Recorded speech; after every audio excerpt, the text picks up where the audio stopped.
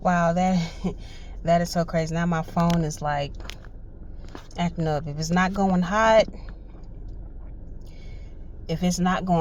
it's crazy. It is crazy.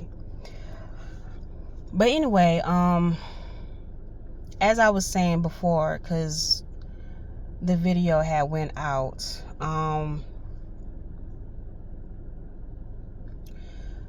so I'm in this place, I'm in this restaurant, and I started off on this side. I'm looking for, I'm at this restaurant, and I came in at the last minute.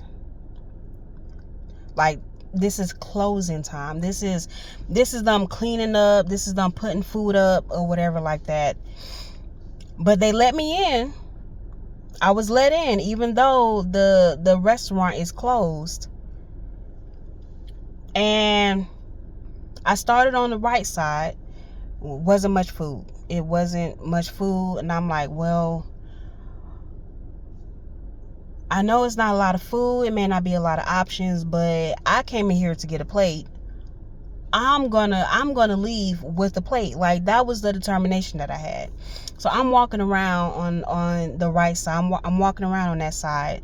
Not much food. I think I may have put like a couple of items in, in my container or whatever like that. They're closing, so I can't make a plate and sit down.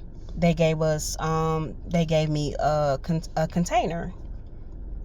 Wasn't much food left, or wasn't much options that I liked. So I went back to the I went to the other side. I went to the other side, and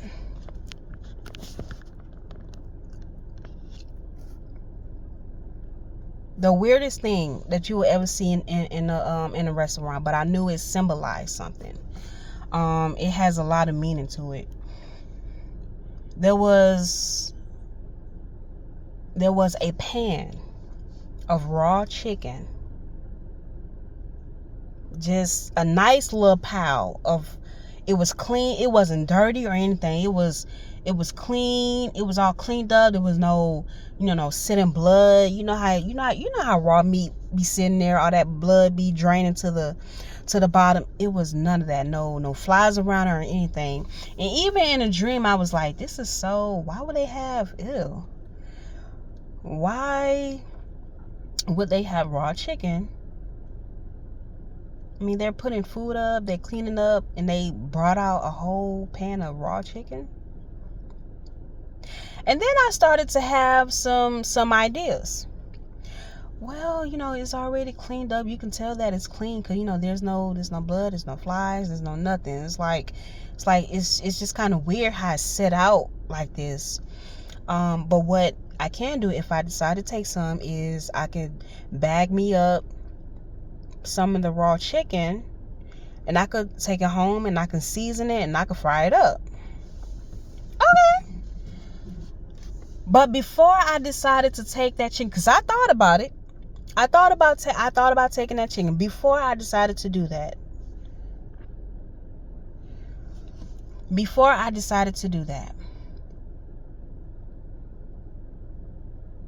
something told me to go back to the other side. The other side that barely had any food left. And I was like, why would I go back to the other side? That side didn't have much food in it, and on top of that, they're cleaning up and putting food away. So by the time I go back over there, it ain't gonna be nothing over there. But I went over there anyway, just because. Why not? I go back to the other side.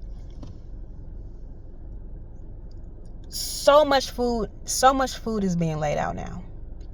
So much food is being laid out. Yeah, it's a buffet. It's a buffet. So much food is being laid out. I said, what in the, wow, this is crazy. I mean, not just a little bit of food. I mean, there was an abundance of food. An abundance. So I'm all excited. I'm like, wow, look at all this food. Oh, I'm about to have multiple containers. By the time I had filled, and not only that, but I filled up those containers. I left with 3 containers. So as I was writing this dream, now I said, God, what does this dream mean? What does that mean? You know, one minute the food wasn't there, and I went over here and they had raw food, and I was going to take that, but something told me to go back over here, and now there's a lot of food. What does that mean? And this is why I didn't want to get too much too deep into the dream, because I wrote down what he told me in my book. I don't have it on me right now, but I will basically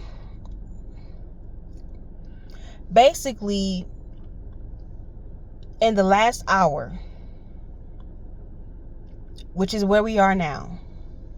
If you read Matthew 20 verses 15 to 16, it talks about the vineyard workers and how he had workers, the owner had workers working in the vineyard all day, and then when the owner had found more people on the side of the road or wherever they were, he asked them why they wasn't working.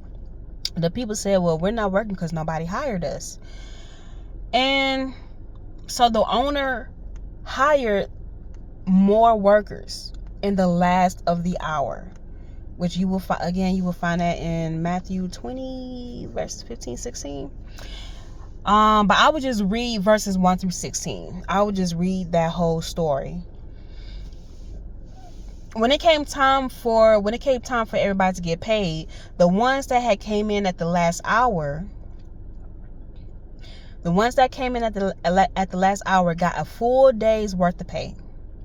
So the people who've been working all day, and they saw that, because the ones who came in at the last hour, they got paid first. And the ones that was first, they got paid last. Yeah. So they thinking, oh, okay, they got a full day's pay. That means we're going to get more money. No. The owner paid them the same amount of money as they paid the people that came in last. And in that dream, in the closing hour of that restaurant, in the last hour of that restaurant, there was an abundance. That raw chicken represented for me to settle. But me settling for that choice, me settling for that option, I still would have had to go home and put in the work of how I wanted for it to be seasoned and how I wanted to cook it.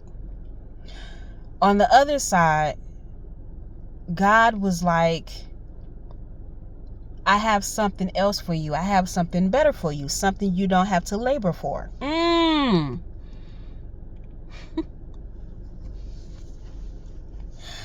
If you just trust me and keep moving forward, keep pushing forward, and go to the other side. And I did that. And when I went to the other side and I did not settle and take that raw chicken and go home and labor for me to season it and cook it and however I wanted to do, I already had food laid out for me, so to speak. I already had an abundance laid out for me, more than I can take, more than I can carry. And not only did I come in with little food or came in a restaurant, I was still accepted inside. Not only did I start it off with 1 container, but I left with 3. I left with 3 containers. Now, when I was praying, God reminded me to leave. And that's what he told. Leave the former things for the new. That raw chicken can symbolize, again, it's so many meanings to that dream. It's so many meanings to that dream. That chicken represented the old lifestyle. That raw chicken represented the old lifestyle. It represented It represented a settlement. It represented comfortability. It represented an Egypt. You know, like some of us are bound, are stuck in bondage. That is an Egypt in your life. That's a type of Egypt in your life. You leave the old. You cannot get what God has for you in abundance holding on to the former things.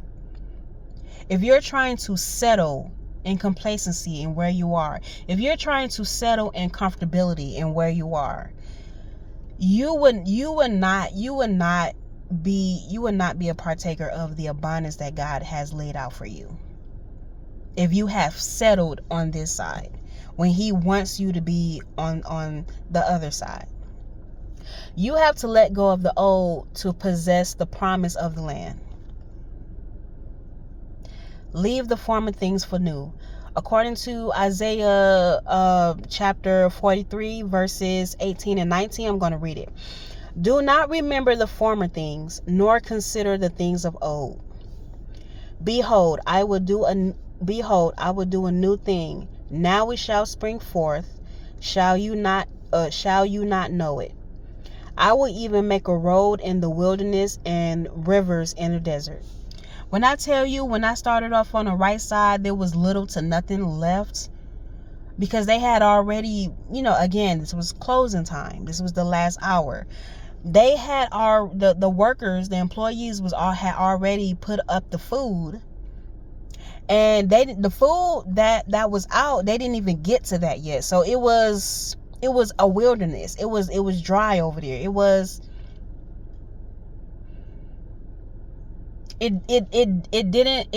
don't even look like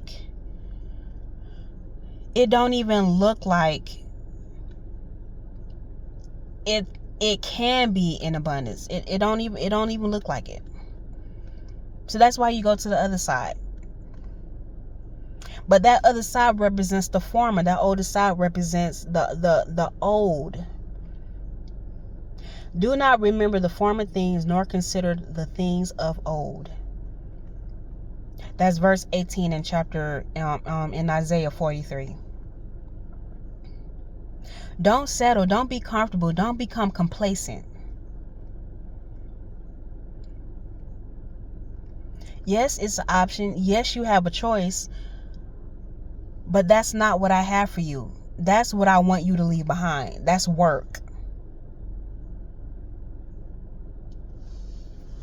Verse 19, behold, I will do a new thing. Now it shall spring forth. Shall you not know it? I will even make a road in the wilderness and rivers in the desert. When God told me to go back to the other side, that's what he did.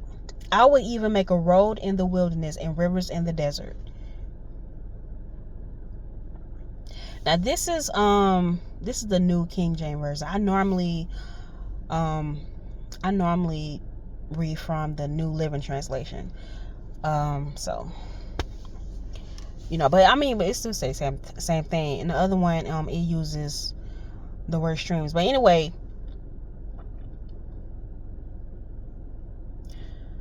that dream has so many. I have a lot of dreams that have a lot of symbolism and stuff, and God has reminded me of that dream, of what I'm going through right now, what I'm in right now. And do not settle for the work. Do not settle for the bondage. Do not settle for that Egypt. Come over here, come out, and go back to the other side where I have called you out to.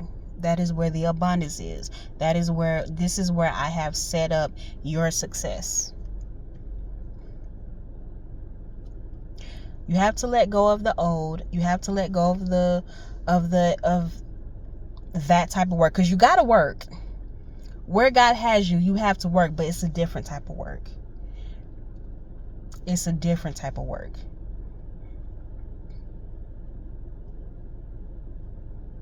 And since you've trusted in me, since you obeyed me,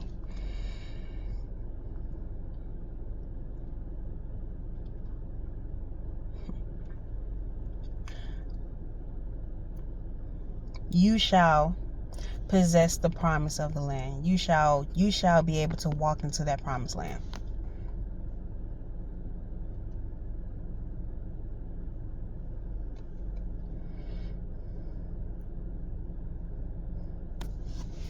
God has done a new thing for me while I was considering and taking that raw chicken home and putting in the work and throwing some seasoning and throwing in some oil or in the oven or something like that. He's like, you ain't even got to work for what I have for you. You don't have to put into work. You don't have to put in the work for what I have for you. You don't have to labor for that. If you just but come over here and see what I have laid up for you. So just think about, reflect on Isaiah 43 verses 18 and 19, and also reflect on Exodus chapter 9 verse 1. That's good too. Whatever God has laid out for you, whatever he has laid out for you on the other side, in order for you to have access of that, you have to leave the former things for the new. You have to let go of the old for what God has promised for you.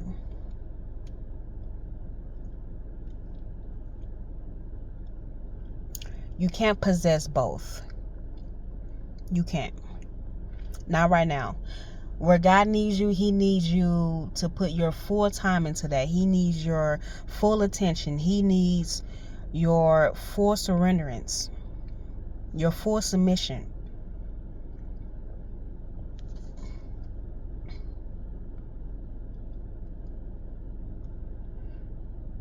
And you can't abide in both. You just can't. That's not what this specific season requires. This specific season requires for you to leave the former things, so he can bless you with the abundance that you did not labor for, that you don't have to labor for. Because that is a part of our inheritance, that he would give us houses that we did not labor for.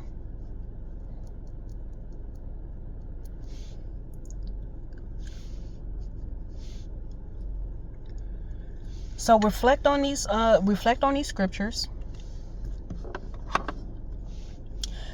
and always, of course, take it back to God. If you know it's you that this message has spoken to, you know it's you, definitely take this back, present this in your prayer. Present this, because I've done that. I be doing that. When I come across a video that God wanted me to come across, I would take it back to him in my corner, in my spot, in my prayer closet, and I would present it to him. Hey God, we need to talk. So I came across this video, blah blah blah blah blah. You know, however you may do that. But that abundance, that abundance is literally a few steps away. All you got to do is just walk over there, just like you told me in a dream. Walk over there. I have something better for you, something you don't have to labor for.